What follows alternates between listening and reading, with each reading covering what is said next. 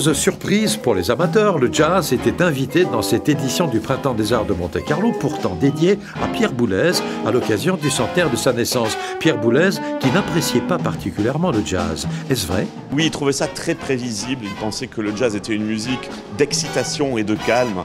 Et donc, il n'a jamais vraiment fait preuve d'un quelconque intérêt pour ce répertoire, voire il le dépréciait assez régulièrement. Alors pourquoi l'avoir programmé, le jazz? Parce que de toute façon, au Printemps des Arts, il faut qu'il y ait du jazz. Alors je l'ai programmé, mais par un biais plus boulésien, c'est-à-dire la référence à Debussy et Ravel, deux compositeurs qui ont inspiré énormément de jazzman et qui étaient des compositeurs fétiches de Pierre Boulez.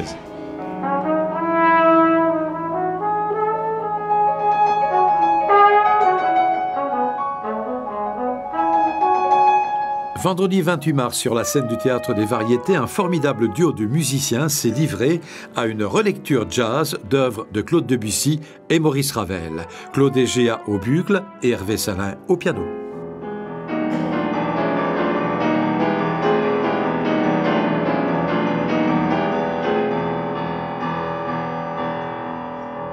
Ça fait pas mal d'années que je fais ça en fait, et c'est un petit peu mes origines en tant que pianiste classique, d'avoir pratiqué toutes ces musiques qui m'a aussi donné l'envie de les réunir.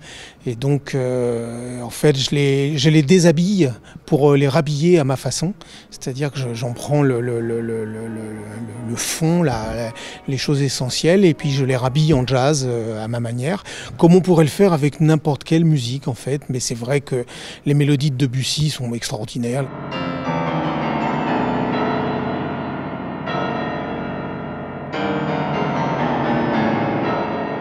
Dans le concert que vous donnez ce soir, il y aura une part d'improvisation? Il y aura une part d'improvisation, elle n'est pas très importante parce que en fait, tout ça, pour réhabiller, restructurer ces musiques-là, c'est un gros travail d'écriture en fait.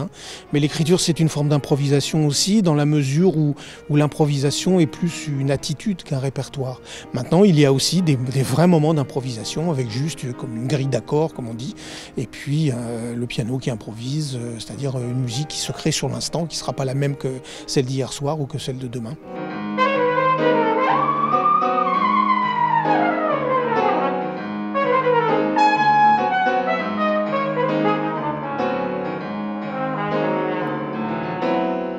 D'abord trompettiste classique pendant 9 ans avec l'Orchestre national du Capitole de Toulouse, avant de monter à Paris, comme l'on dit, pour goûter à d'autres musiques, le trompettiste Claude Egea a travaillé avec Henri Salvador, Charles Aznavour, Calogero, Francis Cabrel, Zaz, Quincy Jones, Diana Ross, Ray Charles et Michel Legrand pendant 20 ans.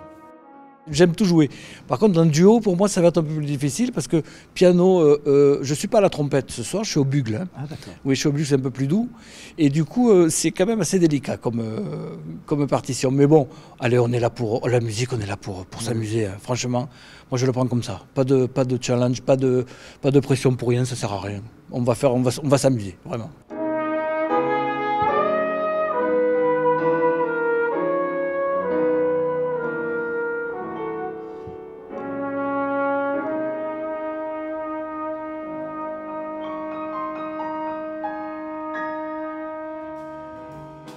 Samedi 29 mars, toujours au Théâtre des Variétés, concert par le Hervé Salin Tentet, un ensemble de musiciens de grand talent, des pointures comme l'on dit, dans un programme intitulé Marciac New York Express. C'est une belle histoire parce que ça parle notamment du festival de jazz de Marciac, dans le sud-ouest de la France, mais aussi des rapports, de mes propres rapports avec les États-Unis, avec l'Amérique, et des rapports aussi de ce festival, et tout ça à travers le prisme d'une personnalité importante qui est Wynton Marsalis.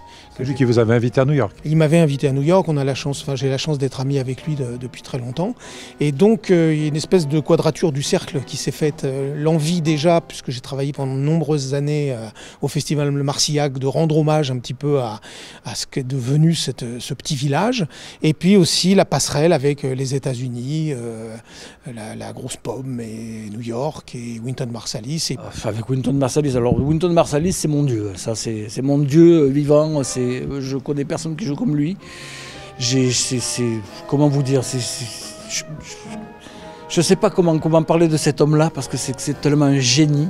Et quand Hervé a écrit cette musique pour Wynton, quand il m'a dit qu'on allait le jouer, qu'on allait l'enregistrer, alors là j'étais aux anges.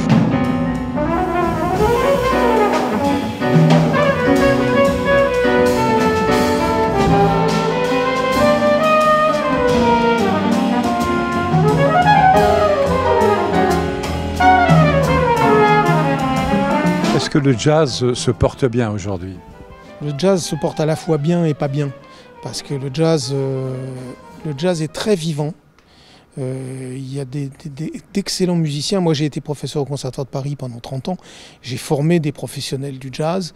On a des pépites dans les jeunes musiciens qui vont faire le jazz de demain. Le problème, c'est qu'ils sont très, très, très nombreux et que l'offre ne suffit pas à la demande. Donc, c'est compliqué. C'est compliqué et puis c'est comme partout, hein. Il y a moins de moyens, il y a plus de demandes, il y a moins de lieux, il y a moins de subventions. Il y a moins de gens aussi passionnés qui ont une véritable culture du jazz. Donc on mélange un peu les choses. On fait prendre pour du jazz ce qui n'en est pas. Donc c'est compliqué, mais il faut rester optimiste. Et cette musique-là, elle traversera toutes les époques et toutes les épreuves parce qu'elle est plus forte que la mode quelque part.